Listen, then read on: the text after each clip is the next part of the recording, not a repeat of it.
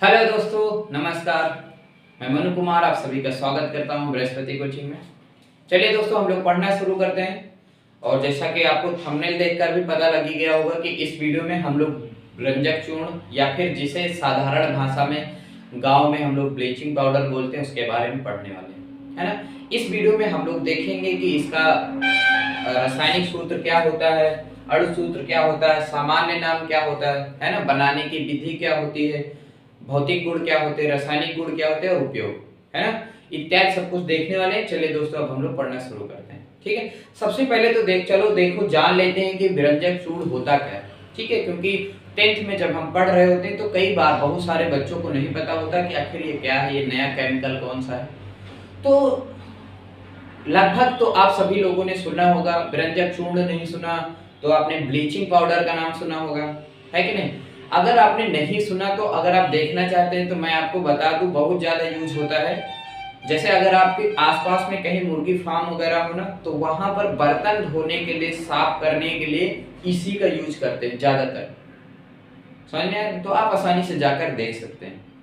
ठीक है, मतलब ऐसे प्रैक्टिकल हो जाएगा, आपको रियल में समझ में आ जाएगा कि क्या होता है, किस तरीके से होता है ना।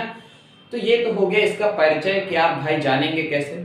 तो अब हम लोग उसी के बारे में मतलब पढ़ने वाले हैं कि इसको क्या बोलते हैं। मतलब रसायन विज्ञान में ना इसी को कैल्शियम क्लोरो हाइपोक्लोराइड कहा जाता है। रसायन विज्ञान में ब्लीचिंग पाउडर को कैल्शियम क्लोरो हाइपोक्लोराइड कहते हैं। ये रासायनिक नाम होता है। समझ में आ गया ना।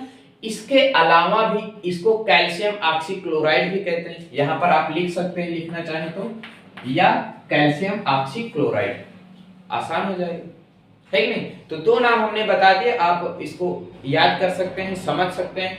दूसरी बात है अणुसूत्र की बात करें कि इसका भाई सूत्र क्या होता है। हमें कैल्शियम ऑक्सीक्लोराइड या फिर कैल्शियम क्लोरो हाइपोक्लोराइड लिखना है तो हम तो अगर इसको सूत्र के माध्यम से प्रदर्शित करना चाहें तो क्या होता है कि नहीं, तब आपको CaCO यूज किया जाता है। तो इसका अणु सूत्र क्या होता है, CaOCl2। समझ में आ गया ना। मतलब इसको देखिए, सी आपको मैं सिखा देता हूं, बता देता हूं कि कैसे पढ़ा जाता है। देखिए ये क्या होता है, Ca से क्या होता है कैल्शियम, O से यहां पर ऑक्सी, Cl2 से क्लोराइड, क्लोरीन या क्लोराइड आप पढ़ सकते हैं। तो कैल्शियम ऑक्सीक्लोराइड है। समझ में आया, कैल्शियम ऑक्सीक्लोराइड। याद हो गया कि नहीं हो गया। इस तरीके से अगर आप पढ़ेंगे तो आपको बाकी सूत्रों को याद करने में आसानी होगी। ठीक है, तो ये समझ में आ गया। उसके बाद अगर हम सामान्य नाम की बात करें कि भाई ये तो हो गया कैल्शियम ऑक्सीक्लोराइड या CaOCl2 या कैल्शियम कैल्शियम क्लोरो हाइपोक्लोराइड, ये रसायन विज्ञान की भाषा है कि नहीं। जब हम लोग लैब में होते हैं, जब हम लोग पढ़े लिखे होते हैं, तब ऐसे शब्दों का यूज करते हैं। लेकिन गांव में अगर बात करें ज्यादातर किन शब्दों का यूज किया जाता है, तो यहाँ पर ब्लीचिंग पाउडर सबसे ज्यादा यूज किया जाता है। इसको गांव में या फिर स्थानीय भाषा में या साधारण नाम की बात करें तो विरंजक चूर्ण और ब्लीचिंग पाउडर होता है। समझ में आ गया कि नहीं। कई बार आपने सुना होगा कुछ लोग कपड़ा धोने के लिए भी दाग वाग लग जाते हैं तो उसको छुड़ाने के लिए भी इसका यूज करते हैं सफेद कपड़ों में, क्योंकि रंगीन कपड़ों में अगर हम डाल देते हैं ना इसको तो वो कलर उड़ा देता है, इसीलिए इसको विरंजक चूर्ण भी बोलते हैं। समझ में आया ना, विरंजक चूर्ण क्यों कहते हैं। अगर आपसे पूछा जाए पेपर में कि भाई ब्लीचिंग पाउडर को विरंजक चूर्ण क्यों कहते हैं, तो रंजक का मतलब क्या होता है, रंग होता है। रंजक का मतलब रंग, वी का मतलब नहीं, मतलब ऐसा चूर्ण जो रंग को गायब कर दे, ठीक है, उसे विरंजक चूर्ण कहते हैं। क्योंकि जो ब्लीचिंग पाउडर होता है इसमें भी एक गुण होती है, ये रंगीन कपड़ा है ना, इसे अभी हम ब्लीचिंग पाउडर के को पानी में डालें निरमा की तरह, डिटर्जेंट पाउडर की तरह, और इसको डाल के निकाल देंगे ना तो इसका कलर बदल जाएगा। समझ में आया ना, इसलिए इसको विरंजक चूर्ण कहते हैं। तो आपको ये भी समझ में आ गया ना कि हम आखिर ब्लीचिंग पाउडर को विरंजक चूर्ण क्यों कहते हैं। ये इंपॉर्टेंट क्वेश्चन है, अगर मन में क्वेश्चन नहीं आता तो आना चाहिए इस तरीके का, है ना। वैसे ये पता लग गया। अब हम जानते हैं इसके बनाने की विधि क्या होती है। अगर आपसे कहा जाए कि भाई लीजिए आपको लैब में कुछ केमिकल्स दे दिया जाए तो आप कैसे बनाएंगे, ठीक है, तब आपको क्या करना है कि ब्लीचिंग पाउडर का निर्माण शुष्क बुझे हुए चूने, जो चूना होता है बुझा हुआ चूना, ठीक है, उस पर क्लोरीन की क्रिया द्वारा प्राप्त किया जाता है। सिंपल, ये देखिए यहाँ पर ये बुझे हुए चूने का सूत्र है, ये क्लोरीन का सूत्र है। तो जब बुझे हुए चूने पर क्लोरीन की अभिक्रिया की कराई जाती है, ठीक है, तब उसे कैल्शियम ऑक्सीक्लोराइड उससे प्राप्त होता है, मतलब कि ब्लीचिंग पाउडर प्राप्त होता है। अच्छा, एक डाउट फिर से आता है यहाँ पर कि ये शुष्क बुझा हुआ चूना किससे कहते हैं, है कि नहीं। देखिए, शुष्क का मतलब क्या होता है, सूखा हुआ। शुष्क का मतलब सूखा। अरे सीधा सीधा आप ये लोग देखो, आप लोग ये देखो कि जैसे हम लोगों की गांव में पेंटिंग वगैरह होती है ना, कुछ लोग पेंटर्स होते हैं जो घर की पुताई करते हैं, तो उसमें देखा होगा एक चूना यूज किया जाता है, नहीं चूने से पुताई करवाते हैं, तो वही होता है, ठीक है। लेकिन वो बुझा हुआ चूना नहीं होता है। जैसे आप समझिए, देख लीजिए, पहले हम जान लेते हैं कि आखिर बुझा हुआ चूना होता क्या है ना। बुझा हुआ चूना वो भी एक चूना है, लेकिन वो बुझा हुआ नहीं होता, वो केवल चूना होता है। जब उसको हम पानी में डाल देते हैं ना, कभी देखना करके, कभी आप अगर उस चूने को पानी में डालते हैं ना, तो उसमें से भारी मात्रा में ऊष्मा निकलती है, गरम गरम पानी हो जाता है बिल्कुल, ठीक है। तो उसके बाद जो चूना प्राप्त होता है ना, उसको बुझा हुआ चूना बोलते हैं। मतलब आप पानी में डाल दीजिए उसको, पानी में डालने के बाद में चूने को निकाल लीजिए या फिर सुखा लीजिए, ऐसे बोल सकते हैं, ठीक है। तो जो चूना प्राप्त होता है उसे बुझा हुआ चूना बोलते हैं। और अगर उस पर क्लोरीन की अभिक्रिया कराई जाती है, क्लोरीन के साथ अभिक्रिया कराई जाती है, तब हमें ब्लीचिंग पाउडर प्राप्त होता है कि नहीं। समझ में आ गया कि नहीं। तो सिंपली अगर हम बात करते हैं कि भाई जो ब्लीचिंग पाउडर कैसे बनाया जाता है, तो साधारण सी बात है कि बुझा हुआ चूने पर क्लोरीन की अभिक्रिया द्वारा प्राप्त की जाती है, ठीक है। पेपर्स में देखिए पूछा जाता है कि नहीं, ब्लीचिंग पाउडर के निर्माण की विधि बताइए, है ना। कई सारे एग्जाम्स में भी आता है, तो इसलिए पढ़ना जरूरी होता है। और भाई जब आप उसके सिलेबस में है और इम्पोर्टेंट है तो जरूर पढ़िए, है कि नहीं। तो ये हो गई इसके कुछ इम्पोर्टेंट बातें थी, महत्वपूर्ण बिंदु थे जो हमने आपको बताए। अब इसके बाद हम देख लेते हैं कि आखिर इसको भौतिक गुण क्या होते हैं और रासायनिक गुण क्या होते हैं। तो चलिए दोस्तों, अब हम लोग उसे देख लेते हैं। चलो दोस्तों, अब हम लोग देख लेते हैं कि आखिर इसके भौतिक गुण क्या होते हैं। भौतिक गुण का मतलब देखिए क्या होता है कि आप एक तरीके से अगर सीधा सीधा कहा जाए ना, कि आप कैसे पहचानेंगे कि ये ब्लीचिंग पाउडर है या नहीं है, नहीं। कुछ विशेषताएं होती हैं, वो चीज आपको देखनी पड़ेगी। तो देखिए, सबसे पहली चीज क्या है कि हल्के पीले रंग का चूर्ण होता है। जो ब्लीचिंग पाउडर होता है, कलर कैसा होता है, हल्के पीले रंग का चूर्ण होता है। ये सब चीजें आपको शायद याद नहीं रहेंगे अगर आप ऐसे देखेंगे। आप सीधा मार्केट में जाइए कहीं से ब्लीचिंग पाउडर, या फिर जैसे हमने बताया ना कि आप मुर्गी फार्म वगैरह जो होते हैं वहां पर काफी मात्रा में यूज होते हैं, तो आप वहां पर जाकर इसको खरीद सकते हैं, ठीक है। उसके बाद तो ये समझ में आ गया ना, आप उसको आसानी से देखेंगे तो हल्का पीला रंग का चूर्ण होता है। जल में अल्प विलेय होता है। अल्प विलेय का मतलब देखिए, विलेयता से आपको पता ही होगा, है कि नहीं। एक विलेय होता है, एक अविलेय होता है, एक अल्प विलेय होता है। मतलब जो चीज जल में पूरी तरह से घुल जाती है, मिल जाती है, उसको विलेय बोलते हैं, है कि नहीं। क्या बोलते हैं, विलेय। ये चीज ध्यान रखिएगा, है ना। केमिस्ट्री में ये सब चीजें बार बार यूज होती हैं, तो आप लोग इसको पकड़ के रखिए। और एक होती है अविलेय। अविलेय का मतलब जो जल में नहीं घुलती हैं। और एक होती है अल्प विलेय। अल्प विलेय का मतलब जो घुलती है लेकिन पूरी तरह से नहीं घुलती, ठीक है। तो अगर हम विलेय की बात करें, जैसे नमक हो गया, है ना, नमक हो गया, इस तरीके से और कई सारी चीजें जो जल में आप घोलेंगे तो वो पता भी नहीं लगेगा कि मिला कि नहीं मिला, है कि नहीं। उसके बाद अविलेय। अविलेय का मतलब जो नहीं घुलती है। जैसे आप रेत ले लीजिए, रेत, आप बालू, है ना, साधारण सी बात है। आप बालू ले लीजिए, बालू को अगर आप पानी में मिलाएंगे तो वो नहीं मिलेगा, है कि नहीं। घोल देंगे फिर नीचे बैठ जाए, तो वो क्या है, अविलेय, ठीक है। उसके बाद अल्प विलेय, जैसे हो गया आपका दूध, है कि नहीं, मिल जाता है। दूध से अच्छा उदाहरण आपका रहेगा ब्लीचिंग पाउडर जैसा कि है। मतलब इनको आप मिला देंगे ना, तो मिलाने के बाद में थोड़ी देर आपको लगेगा कि ये मिल गए, फिर ये नीचे बैठ जाती है ना। उसी तरीके से ब्लीचिंग पाउडर भी होता है। ब्लीचिंग पाउडर को आप पानी में घोल दीजिए तो घुल जाएगी, लेकिन कुछ मात्रा नीचे बैठ जाती, मतलब पूरी तरह से नहीं घुलती। सीधा सीधा बोला जाए तो पूरी तरह से नहीं घुलती। समझ में आ गया ना। तो ये तीन चीजें आपको पकड़ के चलनी है, समझ के चलनी है कि क्या होती है, क्योंकि अब काफी बार आएगा, ये सब चीजें आती है, ठीक है। तो सिंपली अब आपको ये समझ में आ गया होगा अल्प विलेय का मतलब क्या होता है। अब हम अगर आगे देखते हैं तो हमें पता लगता है कि इसका जलीय विलयन दुधिया होता है।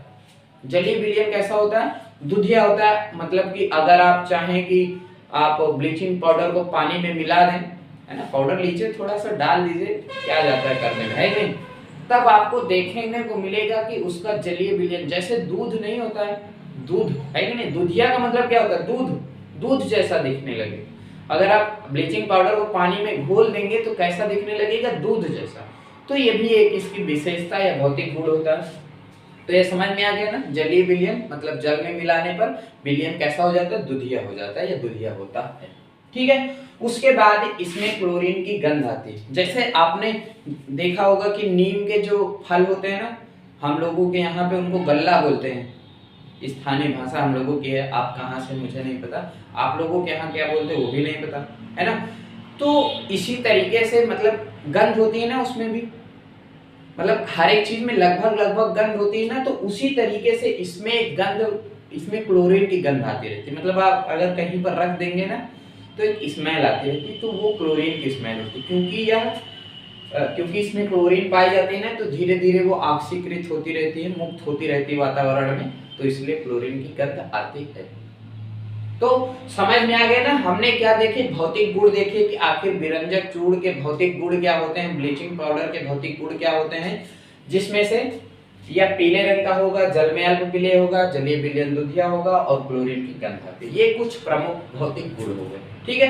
अब ये तो आपको समझ में आ गया कि नहीं भाई, है कि नहीं? तो फिर हम आगे बढ़े। तो अगर समझ में आ गया है तो हम लोग आगे बढ़ते हैं और भौतिक गुण की जगह पर अब हम लोग देख लेते हैं इसके रासायनिक गुण क्या होते हैं। ठीक है, चलो दोस्तों अब हम लोग रासायनिक गुण देख लेते हैं, है ना। रासायनिक गुण का मतलब यह है कि देखिए, जब कैल्शियम क्लोराइड, ऑक्सी क्लोराइड है जो जल के साथ क्रिया करेगी तो क्या होगा? कार्बन डाइऑक्साइड, मतलब भिन्न भिन्न रसायनों के साथ जब क्रिया करती है तो क्या क्या बनते हैं, ये सब पढ़ते हैं इसमें, है ना। तो सबसे पहले हम देख लेते हैं गर्म जल से क्रिया। गर्म जल से क्रिया का मतलब जब पानी गर्म हो, सिंपल सी बात है कि नहीं, गर्म जल तो का मतलब क्या होता है? पानी गर्म हो और अगर उसमें ब्लीचिंग पाउडर डाल दिया जाए तो क्या होगा, है नहीं। बहुत अगर ध्यान से पढ़े तो काफी इंटरेस्टिंग और मजा भी आता है पढ़ने की। भाई देखो, अगर पानी गर्म है, अगर हम उसमें ब्लीचिंग पाउडर डाल देंगे तो क्या होगा? तो फिर बुझा हुआ चूना और क्लोरीन गैस प्राप्त होती है। समझ में आ गया ना। इसका मतलब कि अगर आपको बुझा हुआ चूना प्राप्त करना है ना, तो आप आसानी से कर सकते हैं, है कि नहीं। कैसे कर सकते हैं? आप गर्म पानी लीजिए, उसमें ब्लीचिंग पाउडर डाल दीजिए, तो बुझा हुआ चूना नीचे बैठ जाता है, ठीक है, और क्लोरीन गैस ऊपर उड़ जाएगी। ये तीर का निशान गैस को प्रदर्शित करता है। ठीक है, तो सिंपली अब आपको ये समझ में आ गया कि अगर हम ब्लीचिंग पाउडर की क्रिया गर्म जल से कराएंगे तब क्या होगा। क्लियर है कि नहीं? तो इसका मतलब सीधा सीधा गर्म जल से क्रिया कराने पर बुझा हुआ चूना तथा क्लोरीन गैस प्राप्त होती है। समझ में? मतलब ऐसे आप यहाँ पे लिख सकते हैं, मैंने लिखा नहीं है ना, यहाँ पर आप लिख सकते हैं कि कैल्शियम ऑक्सीक्लोराइड की क्रिया मतलब ब्लीचिंग पाउडर की क्रिया जब जल से कराई जाती है तब बुझा हुआ चूना तथा क्लोरीन प्राप्त होता है। मैंने केवल रिएक्शन के थ्रू कर दिया, आप उसको लिख करके और इस तरीके से केमिकल रिएक्शन भी प्रदर्शित कर सकते हैं। समझ में आ गया ना? क्लियर है बात हमारी। उसके बाद ऊष्मा का प्रभाव। ऊष्मा का प्रभाव का मतलब है कि अगर मान लो हम ब्लीचिंग पाउडर को गर्म कर दें, क्या कर दें? गर्म कर दें, तब क्या होगा, है कि नहीं? मन में आता है अगर हम गर्म कर दे तब क्या होगा। तो ये आपका ब्लीचिंग पाउडर का सूत्र है CaOCl2। और हमेशा एक बात और ध्यान रखिएगा, मैं हमेशा कोशिश करता हूँ कि आपको पढ़ाते टाइम कुछ नई नई बातें बताते चलूं, है कि नहीं, जिससे आपका भी ज्ञान बढ़ता रहे। तो यहाँ पर आप कभी भी देखना, जो ऑक्सीजन है आप उसको हमेशा बड़ा लिखेंगे, छोटा नहीं लिखेंगे, ध्यान रखिएगा कभी भी, है ना। कैसे मतलब छोटा, अगर हम चाहें तो ऐसे भी तो लिख सकते हैं ना, मतलब ऐसे छोटा सा बना दे, लेकिन वो गलत हो जाएगा। ठीक है, जो सूत्र होते हैं हमेशा पहला अक्षर बड़े अक्षरों में लिखा जाता है। जैसे यहाँ पर देखो Ca लिखा है ना, इसमें 2 अक्षर है तो पहला अक्षर बड़ा रहेगा, बाकी सभी क्या होंगे? छोटे होंगे। तो उसी तरीके से जैसे यहाँ पर देखो क्लोरीन का सूत्र Cl होता है, तो L क्या है? छोटा और पहला अक्षर बड़ा है। सिंपली मैं आपको ये बताना चाहता हूं कि किसी भी तत्व को जब हम सूत्र के माध्यम से प्रदर्शित करते हैं तो उसका पहला अक्षर सदैव बड़ा होता है। क्लियर है? ठीक है, अब हम लोग आगे देख लेते हैं। तो हम पढ़ रहे थे कि ऊष्मा का प्रभाव मतलब क्या होगा जब हम ब्लीचिंग पाउडर को गर्म करें, तब ऐसी परिस्थिति में हमें ऑक्सीजन गैस प्राप्त होती है। जब मतलब आप लिख सकते हैं कि जब ब्लीचिंग पाउडर को गर्म किया जाता है तब ऑक्सीजन गैस मुक्त होती है। आप इस तरीके से रिएक्शन द्वारा प्रदर्शित कर सकते हैं, है ना। ये आपका ब्लीचिंग पाउडर है। ये देखिए यहाँ पर ये चिन्ह आप क्या प्रदर्शित करता है, दहन को प्रदर्शित करता है या ऊष्मा को प्रदर्शित करता है, मतलब इसको ऊष्मा दी जा रही है। ठीक है, उसके बाद है ये रिएक्शन आपका कैल्शियम, ये आपका सूत्र कैल्शियम क्लोराइड है, ये आपका ऑक्सीजन है। सिंपली समझ में आ गया ना। मतलब कि जब हम ब्लीचिंग पाउडर पर ऊष्मा का प्रभाव होता है तब ऑक्सीजन गैस मुक्त होती है। क्लियर है, समझ में आ गया ना।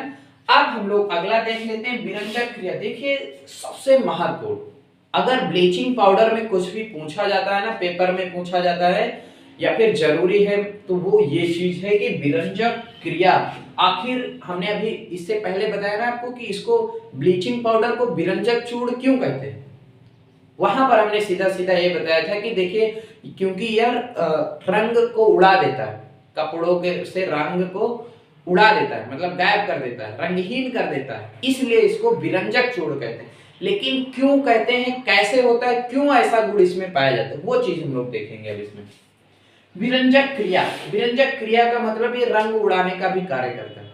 देखिए क्या होता है, जब ये देखिए आप पहले ध्यान देकर पहले सूत्र लिख लीजिए सभी के। ये कैल्शियम ऑक्सीक्लोराइड है, ब्लीचिंग पाउडर का सूत्र है। ये H2SO4 मतलब कि क्या है, सल्फ्यूरिक अम्ल जिसे बोलते हैं। ठीक है, सल्फ्यूरिक अम्ल का सूत्र है। और ये कैल्शियम क्लोराइड है, CaSO4 कैल्शियम सल्फेट का सूत्र होता है। और ये HOCl ये हाइपोक्लोरस अम्ल का सूत्र होता है। ठीक है, आप यहाँ पर देखिए एक अच्छा तरीका होता है, अगर आप सभी के नीचे सूत्र के नीचे उसको लिखते हैं। मैं बोलता हूँ भाई सबसे अच्छा तरीका है, आपको अगर सूत्र नहीं याद होते हैं तो आप उन सूत्रों के नीचे ऐसे लिखिए, सूत्र लिखिए, उसके नीचे ये लिखिए कि ये क्या है। आप जब बार बार, क्योंकि केमिस्ट्री में बार बार आने ही वाले, तो अब आप बार बार लिखेंगे तो याद हो जाएगा, है ना। क्योंकि बहुत ज्यादा दिक्कत होती है सूत्र याद करने में, तो मैं ये आपको एक ट्रिक समझ लीजिए या फिर कुछ भी करके ये काम दे दिया। ठीक है, तो सिंपली मैंने यहाँ पर सूत्र बता दिए कि कौन किसका क्या सूत्र है। अब हम बात करते हैं कि देखिए विरंजक क्रिया कैसे होती है। जब ब्लीचिंग पाउडर की क्रिया सल्फ्यूरिक अम्ल के साथ कराई जाती है, जब ब्लीचिंग पाउडर की क्रिया सल्फ्यूरिक अम्ल के साथ कराई जाती है तो हाइपोक्लोरस अम्ल प्राप्त होता है। हमें कंसंट्रेट करना है, ध्यान देना है हाइपोक्लोरस अम्ल पर। सिंपल है ना, सिंपल है कि नहीं। जब हम क्या करेंगे, ब्लीचिंग पाउडर की क्रिया सल्फ्यूरिक अम्ल से करा देते हैं तो हमें हाइपोक्लोरस अम्ल प्राप्त होता है। ये हाइपोक्लोरस अम्ल क्या होता है, अपघटित होता है। जब अपघटित होता है तो हाइड्रोक्लोरिक अम्ल बनता है और नवजात ऑक्सीजन, इसको नवजात ऑक्सीजन बोलते हैं। नवजात का मतलब क्या होता है, नवजात ऑक्सीजन, नवजात का मतलब नया नया, है कि नहीं। जैसे बच्चा नहीं जन्म लेता तब उसको नवजात शिशु बोलते हैं, ये वही होता है। ठीक है, तो ये आपका हाइपोक्लोरस अम्ल हो गया। जब यह अपघटित होता है तो नवजात ऑक्सीजन बनता है। ठीक है, इसी नवजात ऑक्सीजन के कारण ध्यान दीजिएगा कि ब्लीचिंग पाउडर में क्यों ऐसा गुण पाया जाता है, किसके कारण पाया जाता है विरंजक का गुण, तो नवजात ऑक्सीजन के कारण पाया जाता है। विरंजक चूर्ण, जब यही जो नवजात ऑक्सीजन बनता है ना, इसमें इसकी वजह से विरंजक चूर्ण में कीटाणुनाशक के गुण पाए जाते हैं और साथ में विरंजक का गुण भी पाया जाता है। समझ में आया ना किसके कारण। तो अब आपको क्लियर हो गया होगा कि जब हम ब्लीचिंग पाउडर की क्रिया सल्फ्यूरिक अम्ल के साथ कराते हैं तो हाइपोक्लोरस अम्ल प्राप्त होता है। यही हाइपोक्लोरस अम्ल जब अपघटित होता है तो फिर नवजात ऑक्सीजन बनता है, जिसके कारण ब्लीचिंग में या ब्लीचिंग पाउडर में कीटाणुनाशक तथा विरंजक का गुण पाया जाता है। ठीक है, तो ये चीज जरूरी है भाई, ये याद करिएगा। पेपर में आपसे पूछा जाता है कि क्यों कहा जाता है, ब्लीचिंग पाउडर को विरंजक चूर्ण के नाम से क्यों जानते हैं। तो आपके सभी डाउट लगभग क्लियर हो गए होंगे इस क्वेश्चन को लेकर, है ना।